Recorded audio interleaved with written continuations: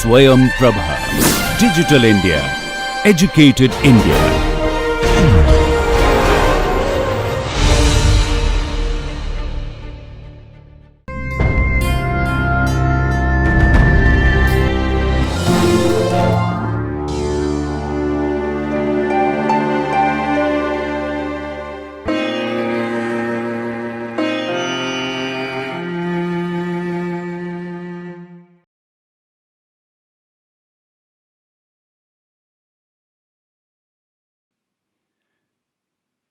Hello everyone. Welcome to the first lecture of fourth unit of Plant Biotechnology course. In this unit, we will learn about plant and microbial interactions, plant growth promoting rhizobacteria, their mechanism of action, nitrogen fixation, and plant genetic engineering. My name is Manoj Sharma and I am working as an assistant professor of plant biology at Jawaharlal Nehru University.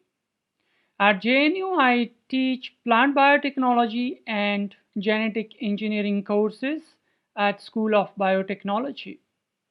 These lectures have been reviewed by Professor Kashmir Singh, who is working as a professor of biology at School of Biotechnology, Punjab University, Chandigarh. This project has been sponsored by DTH Swayamprabha, MHRD, New Delhi. So in this lecture, I will discuss about the interactions among plants and the microbes. More specifically, I will talk about the plant growth promoting rhizobacteria. It will be followed by the classification of these growth promoting rhizobacteria and various signaling components that are involved in the interactions between these plant roots and plant growth promoting rhizobacteria.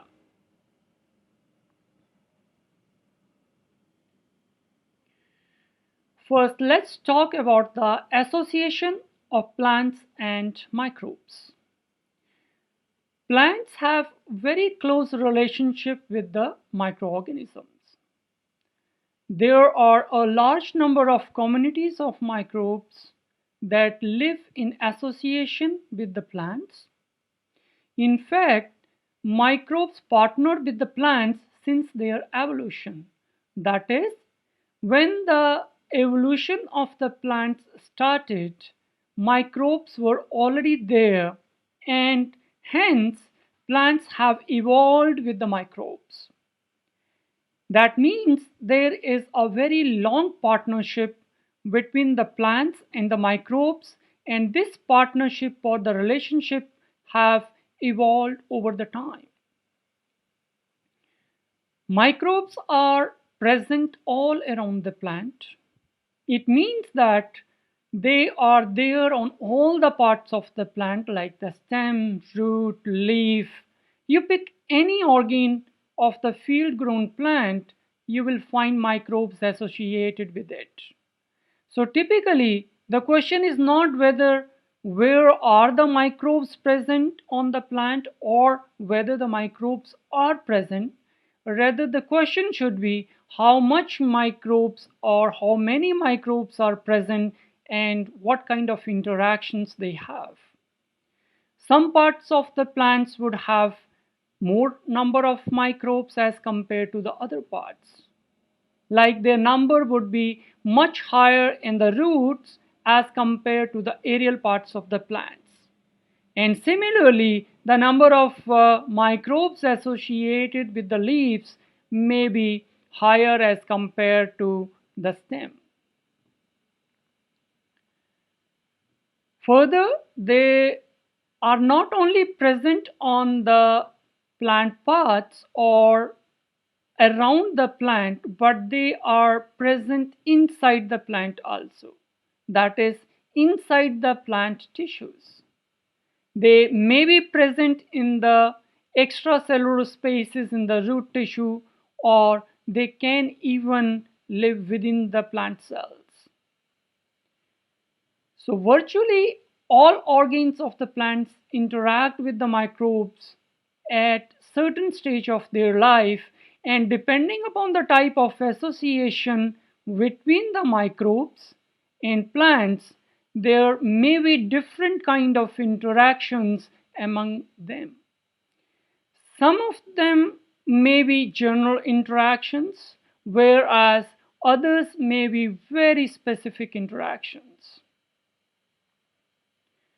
Depending upon the effect of these interactions on the plant health, they are categorized into three parts, that is, pathogens, plant growth promoting bacteria, and the commensals.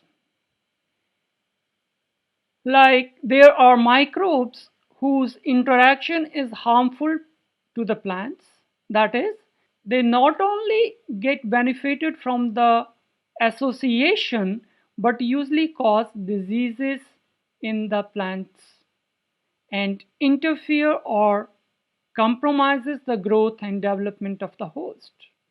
These microbes are called as pathogens. Then there are other microbes which are useful for the plant. There are several interactions where both of them get benefited from each other's presence. These are categorized as plant growth promoting bacteria. There are many other microbes, though they are there, but they may not have any significant impact on the plant's growth. However, they are there because they get benefited from the presence of the plant. And these organisms or microbes that do not impact the plant, however, they get benefited from the plant's presence, these are categorized as commensals. Plants depend on their microbial partners for several of their functions. Therefore, crop yields or the plant productivity can be influenced by the microbial associations, and hence these interactions are very important to the increase in agriculture productivity. In this lecture, I will focus on the interactions of the microbes with the plant roots.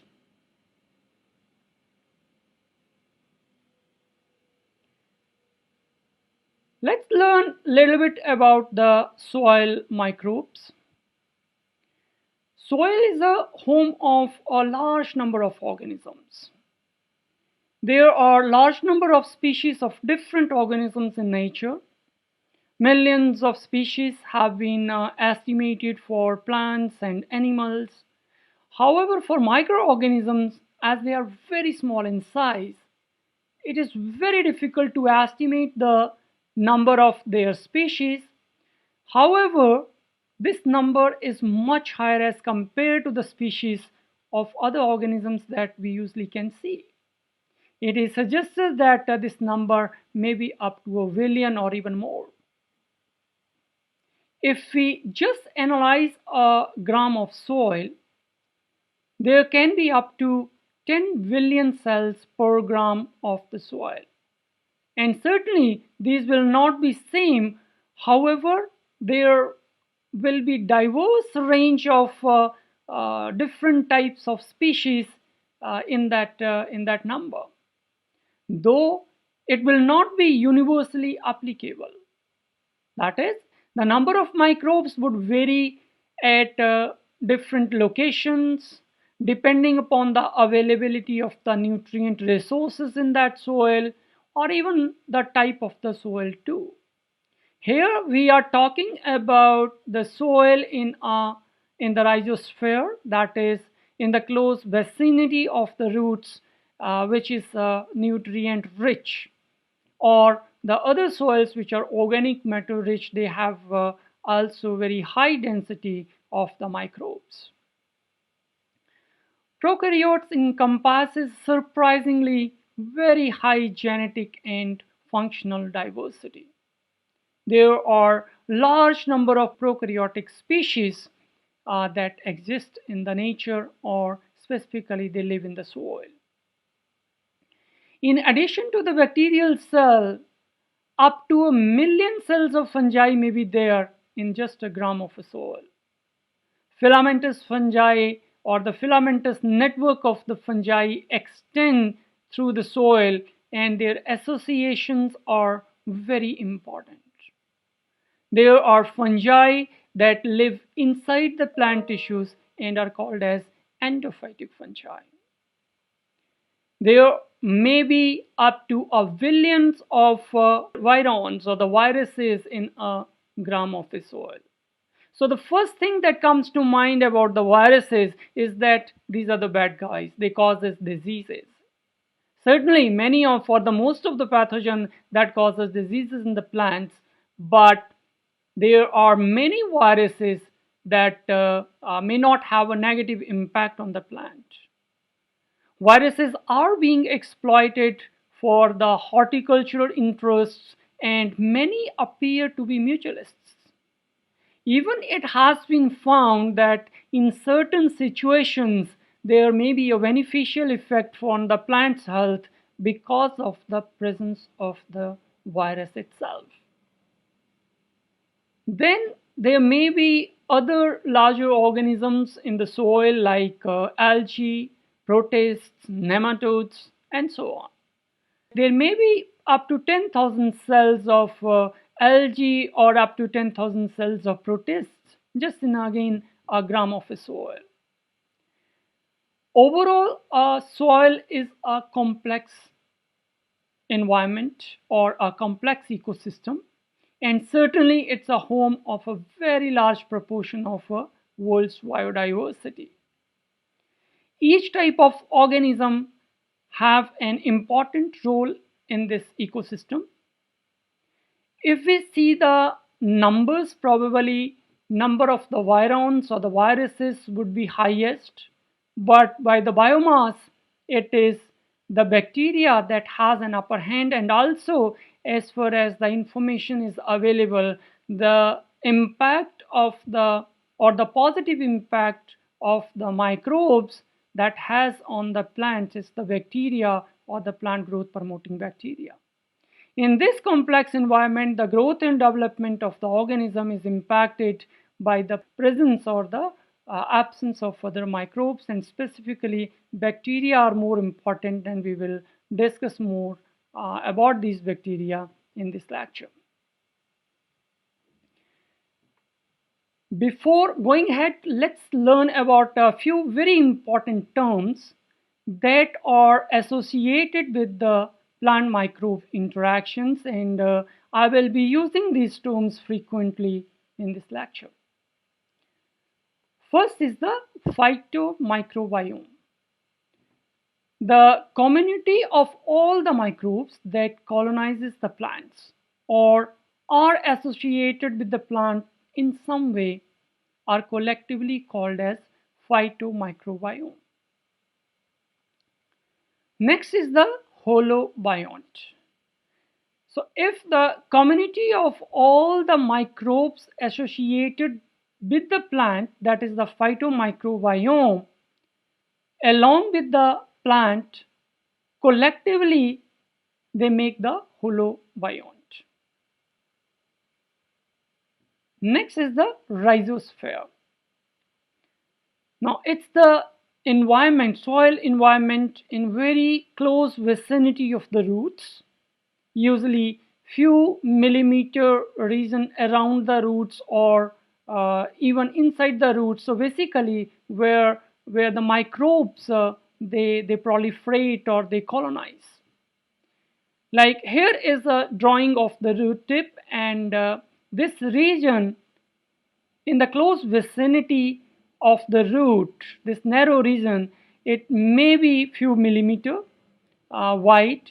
There isn't any strict definition of the width of this region, and this narrow region is called as a rhizosphere, or more specifically ectorhizosphere.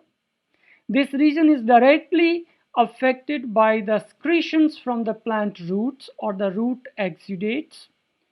Because this region has confined nutrient pool, because of the secretions from the plant roots, in which the essential macro and micro elements and other photosynthetes are secreted.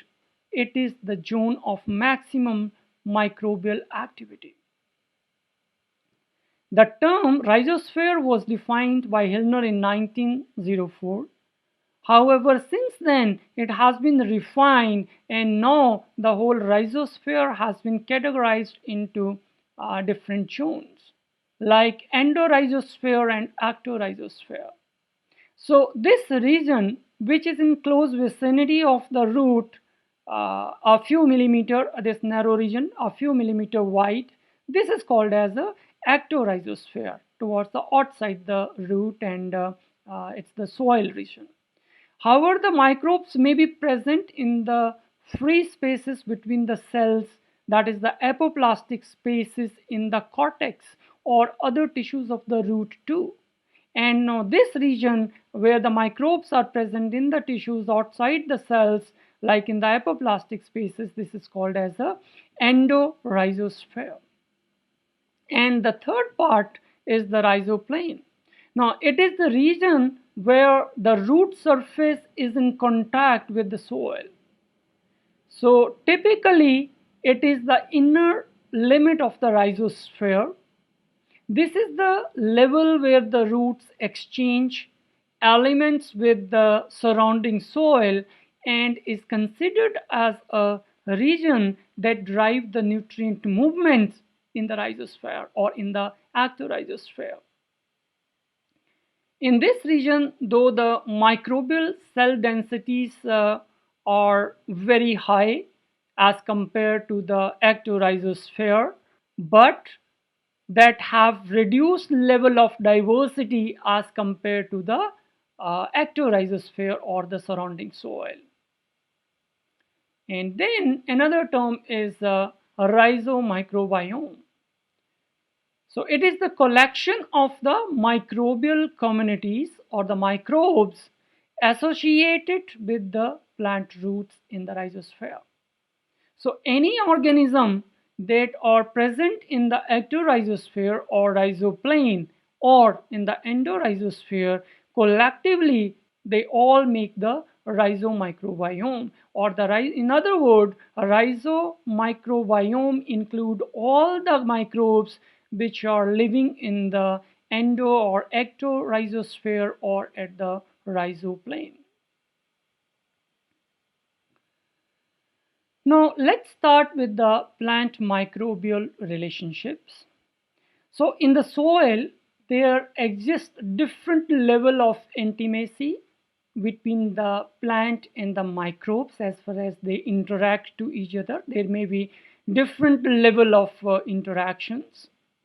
Some microbes are intimately associated with the plant, while others stay in the close vicinity, but they do not directly get into the system. Closer is the microbe from the plant roots, more will be the influence of the plant on the microbial community, and the other way also, that the effect of the microbes on the plants too. So here is, in this picture we see that the roots are growing in the soil and different type of microbes are present in the soil. These different shapes of diverse colors, they represent the various types of microbes or the microbes diversity. Now these microbes are present throughout the soil. However, their densities as well as the diversity depend upon the several factors. Typically, the nutrient and the organic matter rich soil would have higher microbial populations or the densities, as more nutrients would be available for the microbes to proliferate and survive. Next is the zoomed in drawing of the root. Now we can see here the region which is in immediate vicinity of the root, and this is called as a ectorhizosphere. It's a narrow region, and this region would usually have a higher microbial densities. Next level of intimacy is the endophytes or endophyte microbes. Now the endophytes are the microbes that colonizes inside the plant tissues. That means these microbes enter the plant tissues and live in the tissues in a close association with the cells. These are known to enhance the growth of the host plant and also improve the stress tolerance ability of the plants, or they may causes negative impact on the plant, that is they may causes diseases in the plants and compromise the health of the plant. These microorganisms that live inside the root tissue constitute endorhizomicrobiome. So this whole part of the roots can be called as a endorhizosphere. And all these microbes that are present in the ectorhizosphere, that is this narrow region, rhizoplane, that is the inner face of the ectorhizosphere, which is in contact with the roots, and the microbes present in the ectorhizosphere, they are collectively called as a rhizomicrobiome. Endophytes may be of two types, that is, the first category is the ones that wind non-specifically to the plant root surface and enter the system through the wound, stomata, cracks, or some openings basically. These type of associations are non-specific type of association. Second category of the endophytes is those that infect specific species. So basically their infection is very specific. They live in the symbiotic relationship with the host species, like the rhizobia in the legumes, and these are very specific type of associations or the symbiotic associations. Now, this is the typical structure of the plant cell where various organs are listed. The mitochondria in the chloroplast or plastids, which are the organelle of the cell, they display the most intimate and the oldest association of the microbes with the plant cells. These organelle have been evolved from plant associated microbes into a permanently subcellular structures of the cell. Similarly, there are other microbes that can infect the plant cells and they live within the cells. So overall, there are two groups of organisms, that is first is the rhizospheric, more specifically they are in the ectorhizosphere. These are the microbes that live in the close association with the plant roots, that is in the ectorhizosphere or in the rhizoplane. And second is the endophytes. Typically that means these microbes live inside the tissues, that is in the endorhizosphere. Now let's focus on the specific category of the microbes, that is plant growth promoting bacteria, the bacteria that have a positive impact on the plant growth and development. A field grown plant is a well structured, regulated and complex community of the microorganisms. So any plant growing in the field is not just an individual. However, it is in constant relationship with a large number of microbes that may have both beneficial or harmful impact on the plant growth. Microbial communities varies with the plants. Each plant has specific type of complex communities, that is the microbes associated with the particular type of plant are not just randomly there, or rather their growth is well regulated. And in other words, the whole microbial community around the plant is well structured. These associations of the microbial communities or the microbes with the terrestrial plant did not originate in the recent time, Rather, they existed since the earliest colonizations of the land plants. When the land plants started to evolve, microbes were already there, and so the association is as old as the existence of the plants. The group of the bacteria that colonizes the roots of the plants and has a beneficial effects on plants growth, that means they enhances the plant's growth and productivity, are called as plant growth promoting bacteria. However, the plant growth promoting bacteria has to be in the close vicinity or in the inside the tissues of the plant, that is the microbes colonizes in the rhizosphere, whether in the ecto or endorhizosphere. These are better called as the plant growth promoting rhizobacteria, and in short form will be used as PGPR. The term PGPR was introduced by Cloper from the University of California, Berkeley, and Sharath from UC San Diego in 1980. They actually used the group of strains from Pseudomonas fluorescens with the roots of some crops like the potato, sugar beet, or radish. And they showed that the colonization of these particular bacteria with the roots of these crops increased the crop's productivity or the yield substantially. So there are several diverse bacterial communities that are useful for the plants, and they live in the rhizosphere, and these are called as plant growth promoting rhizobacteria or PGPR. With respect to the location or the plant compartment where these microbes live, PGPRs can be classified into two groups.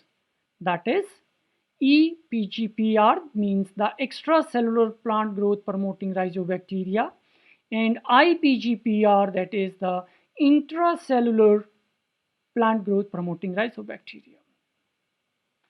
The first one is the ePGPRs, that is the extracellular PGPRs. These are free living bacteria or free living PGPRs.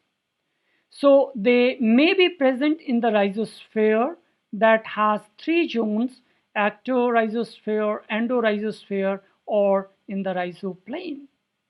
However, they are extracellular. They are free living. Here is the typical structure of the root tip. As we saw earlier, that this narrow region in the close vicinity of the root is called as the ectorhizosphere. Typically, it can be up to a few millimeters in width around the roots. Or the rhizoplane, that is the inner surface of the rhizosphere, or we can say that they are in contact with the root surface, or they colonizes on the root surface. And then the endorhizosphere, that is, they may be present inside the root tissues, but in the spaces between the cells of the roots. So basically, these are the free living but can be present anywhere in the rhizosphere. There may be diverse type of microbes in these regions, and collectively they are called as the rhizosphere microbes, and they are, because they are extracellular, they fall in the category of ePGPR. Some of the important genera that belong to this category are Azotobacter, Azospirillum, Bacillus species, Pseudomonas, or the Agrobacterium. We will specifically learn more about the Agrobacterium later in the unit when we will talk about or learn about the plant genetic engineering.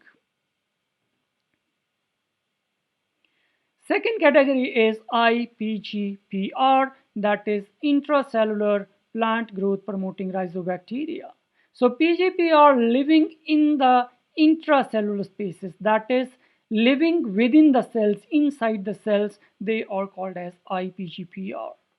Usually they are present in the specialized nodal structures or the nodule structures of the root cells and are called as the root nodules.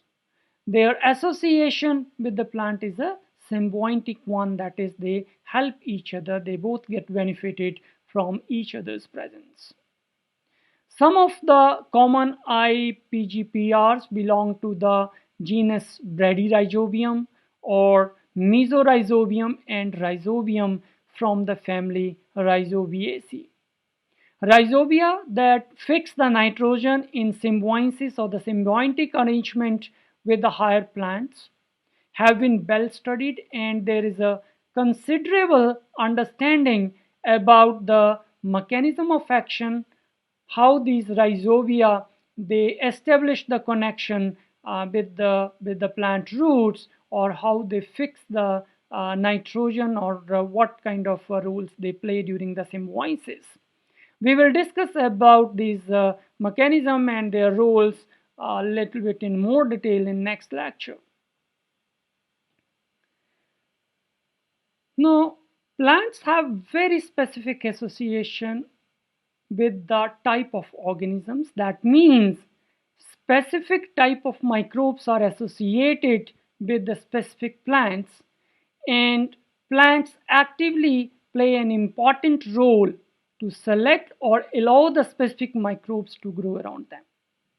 In other words, plants regulate the composition of the rhizomicrobiome. Further, many microbes produces plant hormones and impact the growth and development of the plants. Similarly, there are other signal molecules that are important for these plant and microbe interactions, and we are just beginning to understand about these molecules or these interactions. So currently there are three categories under which we can discuss the regulation of this rhizomicrobiome, or the interactions of the roots and the rhizospheric microbes. First is the root exudates, that are the secretions from the plant roots. Second is the plant hormones produced by the microbes, that is the phytohormones produced by the microbes. And third is the other components or the other metabolites or signal molecules that can play important role as a signal transducers. So the first category is root exudates.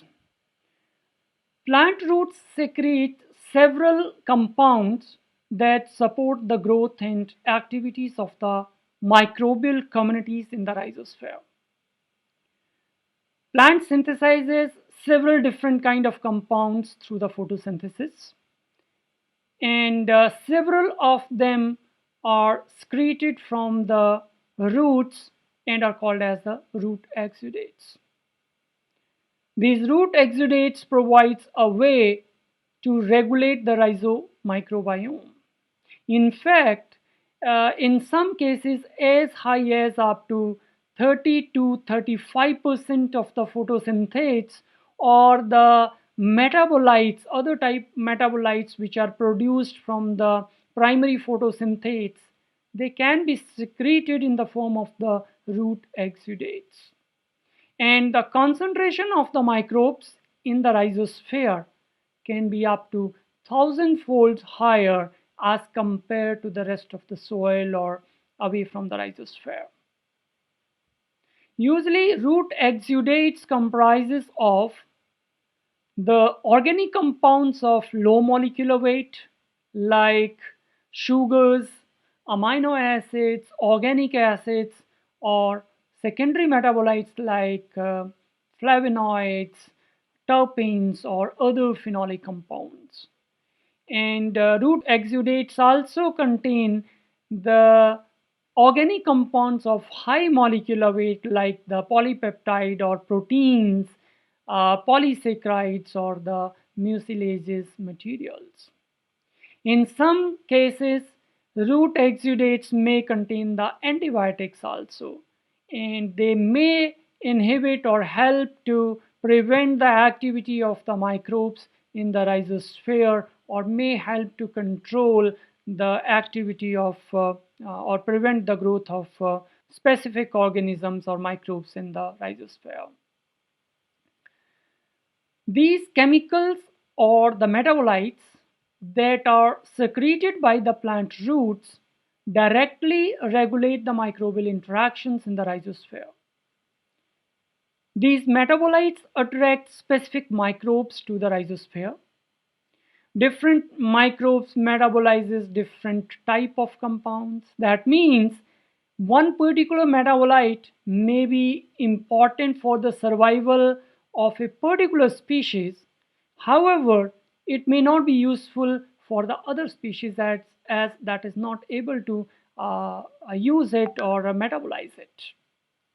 And this is how the microbial communities in the rhizosphere are established, and their colonization can be regulated by the plant through altering the composition of the root exudates. Like they provide the signals for initiating the symbiosis either with the rhizobacteria or with the mycorrhizal fungi.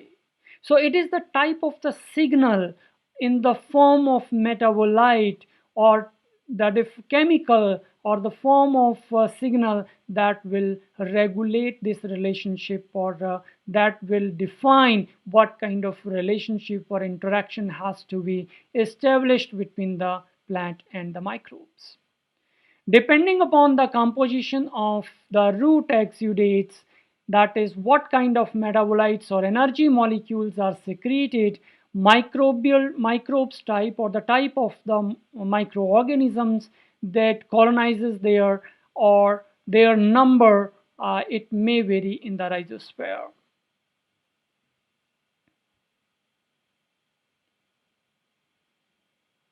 The composition of the root exudates is genetically regulated, and therefore exudate composition vary among the different plant species from different genera or the different families. As the composition of the exudates would vary, it would affect the colonization of the microbes. That is, due to the change in the composition of the exudates, the existing communities may not be able to use or proliferate. However, the new components of these excretions or the exudates may be suitable for the another microbial species that was earlier not there, and so that may proliferate and colonizes in the rhizosphere in this changed environment. Therefore, the rhizobacterial communities may vary in the rhizosphere of the plants of different species growing in the same soil or in the same ecological environment. The exudate composition can also vary with the age of the plant and other environmental conditions where it grows. Like the composition of these secretions is very different at the seedling stage as compared to the situation when the plant is mature or at the senescent stage. So basically the type of organisms that are going to colonize, they are going to vary at the different stages of the life cycle of the plant.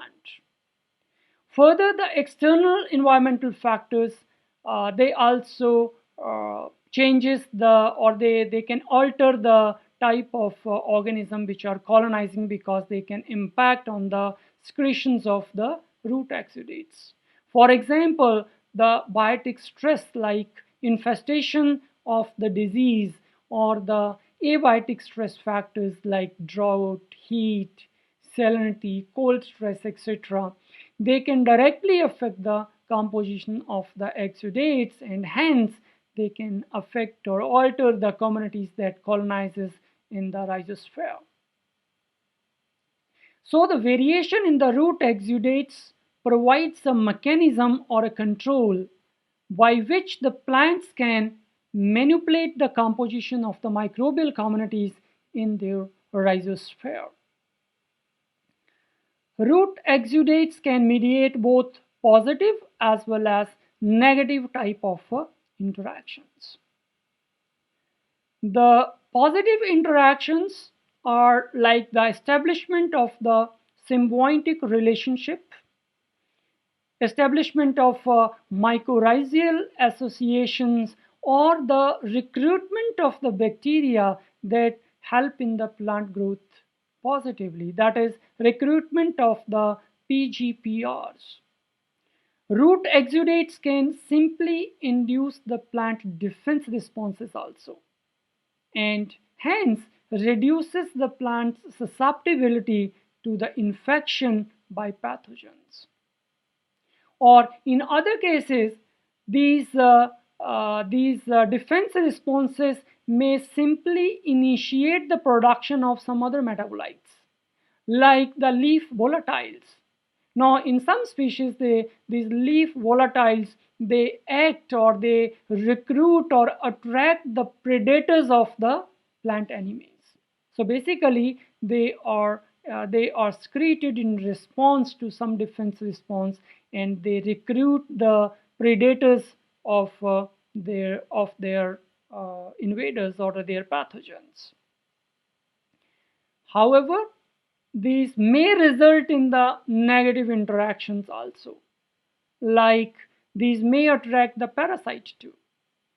Further, they may initiate allelopathic responses, that is, the components of the root exudates may inhibit the germination of plants from other species.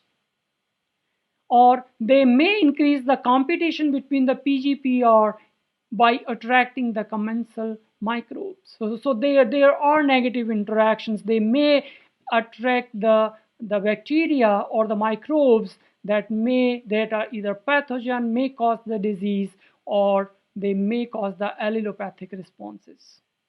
So overall, root exudates are very important components of the plant's life cycle. They may result in positive or the negative interactions with the microbial communities. However, their positive or the beneficial effects are much more as compared to the negative ones. So the second category or the second important component of the interactions is the phytohormones produced by PGPR. The microorganisms, that is the PGPRs, can directly influence the plant growth by synthesizing phytohormones. Many PGPRs synthesize phytohormones and manipulate the hormonal balance of the plants. Basically, when these PGPRs synthesize phytohormones, they are released in the rhizosphere, maybe in the ectorhizosphere or in the endorhizosphere or in the rhizoplane. And from here, these hormones are taken up by the plant roots, and hence it manipulates the hormonal balance of the plant. And if they are secreted by the bacteria or PGPR living in the endorhizosphere, they are already there in the tissues and they are easily taken up by the cells. So it has been found that they boost the growth of the plants as well as the ability of the plant to tolerate the stress conditions. Phytohormones play several important roles in plants' growth and development, like they affect the mineral nutrition, water relations, resistance to the pathogen, or antioxidant functions. PGPRs can synthesize different kinds of plant hormones, like they may synthesize different types of auxins or cytokinins, gibberellins, abscisic acid, and so on. The concentration as well as the type of these hormones that are secreted by the PGPR, it differs among different PGPR species, and may have different type of impact on the plant growth. PGPRs produces auxins that affect the root growth as well as the root architecture. Though different type of PGPR synthesized auxins have been identified, however, indole 3-acetic acid is the one that has been widely studied for its effect on the plant. These auxins or IAA or indole 3-acetic acid have been found to stimulate the root branching and elongation of the roots. This stimulation results in increase in overall root biomass. Further, these may regulate the size of the stomata and their density too. The impact of exogenous auxins, which are synthesized and secreted by PGPR, would depend upon the endogenous level of IAA in the roots. Endogenous level of the plant hormones are genetically regulated, and hence it would vary among the different species, even in the different tissues, and also at the different stages of the life cycle. And therefore, different plant species would respond differently to the auxins secreted by plant growth promoting rhizobacteria.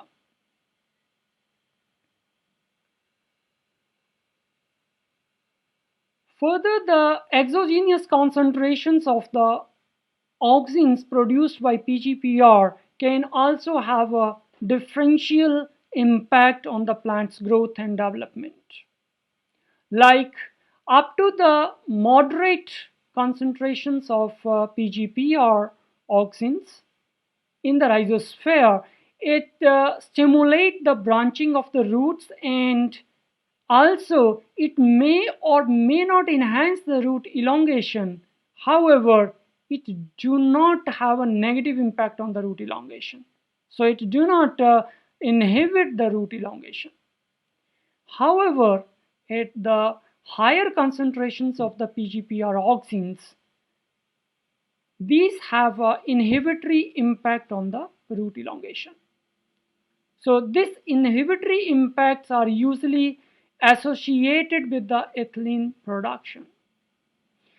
As we know that the dicots are more sensitive to the auxins as compared to the monocots, similarly the inhibitory impact of the auxin on the root elongation is high in case of the dicots as compared to the monocots.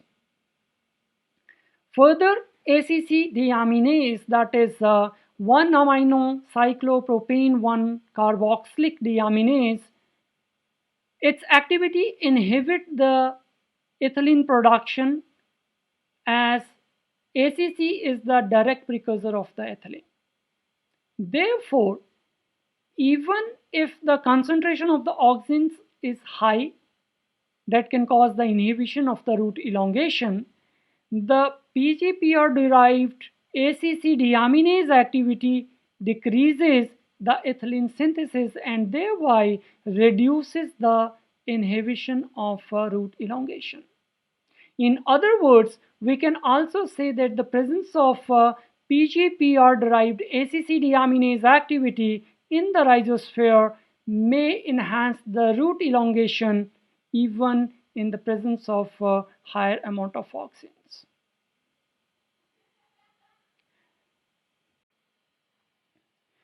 Next is the cytokinin hormones. So the PGPRs synthesize cytokinin hormones too that affect the plant growth and development. Cytokinins usually have roles in morphogenic responses, and it is the balance between the cytokinin and auxins that is the key to this regulation. Further, PGPR cytokinins or PGPR secreted cytokinin may enhance the production of the root exudates. And as we discussed earlier, changes in the alteration of the root exudates can alter the rhizomicrobiome, it may result in recruitment of other PGPR species to the rhizosphere too. It has been found in some plants that when the free cytokinin bases are applied, these get absorbed in the roots or they're retained in the roots, and overall they inhibit the root growth. Their impact is the inhibition in the growth of the roots. However, if these cytokinins are ribosylated, these are easily transported to the shoots. That is, they are not entrapped in the roots. They are transported to the shoots, and there they stimulate the shoot growth. Therefore, it is the quality of the cytokinin or the chemical form of the molecules. This may have different type of effects on the plant's growth and development. Similarly, PGPR produced other hormones like gibberellins or the abscisic acid. They also affect the plant development. However, for these hormones, very little data is available. AVA producing PGPR participate in AVA dependent mechanisms of drought tolerance and help to economize the water use by closing the stomata under severe drought conditions or water limiting conditions. So the application of the AVA producing PGPRs can improve the performance of the crop under water limiting conditions. In conclusion, we can say that the PGPR produced phytohormones are important signals in the plant microbial interactions or establishment of the relationship between the microbes and the plant roots.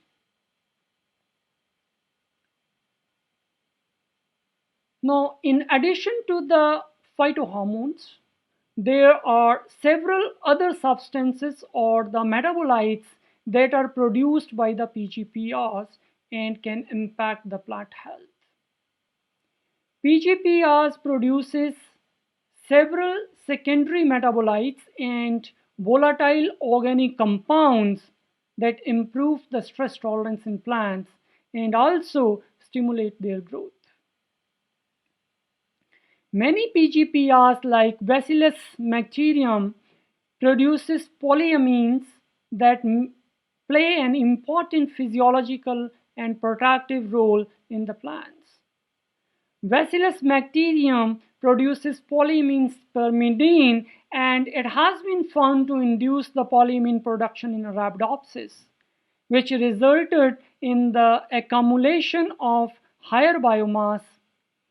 It also altered the root architecture in the Arabidopsis and also enhanced the overall photosynthetic efficiency. Now, it's not that the microbes impact the growth or the physiology of the plants only. These microbes can impact the activities of each other in the rhizosphere. Like some PGPRs produces hydrogen cyanide, which control the growth of the deleterious microbes in the rhizosphere. However, it is also suggested recently that the hydrogen cyanide increases the phosphate availability indirectly by reducing the metal toxicity. So the overall, whether through the phosphate availability or by reducing the growth of deleterious microbes, it results in the improved plant performance or plant productivity. Similarly, there are other compounds that can work as the signal molecules between the microbes and the plants, like the lumichrome. Now, the lumichrome is a photodegradation product of the riboflavin and affect the plant development. At low concentrations, lumichrome can accelerate the development of the leaves. That is, it enhances the growth of the leaves as well as their expansion. It stimulates elongation of the stem in both monocots as well as in dicots. So overall, it can enhance the leaf area considerably and result in the improved biomass production. However, at higher concentrations, lumichrome suppresses the root development as well as it further reduces the leaf growth or the leaf expansion. So at higher concentration, its effects are reversed. Overall, it has been observed that the effects of the lumichrome are very similar to the exogenous applications of the AVA or the abscisic acid. Like they work as a signal for functioning of the stomata. They can also act as a protectant or the elasters for plant defense. They can also work as the growth factors, or they are also the ecological cues for sensing the environmental stress. So there are a lot of similarities between the impact of the lumichrome and abscisic acid applications. In conclusion, few molecules or the metabolites have been identified that work as the signal molecules for the plant and microbial interactions. However, it is just the beginning and we understand very little about the plant microbial interactions. So in summary, we discussed about the microbial diversity in the soil and talked about the various levels of plant microbial relationships.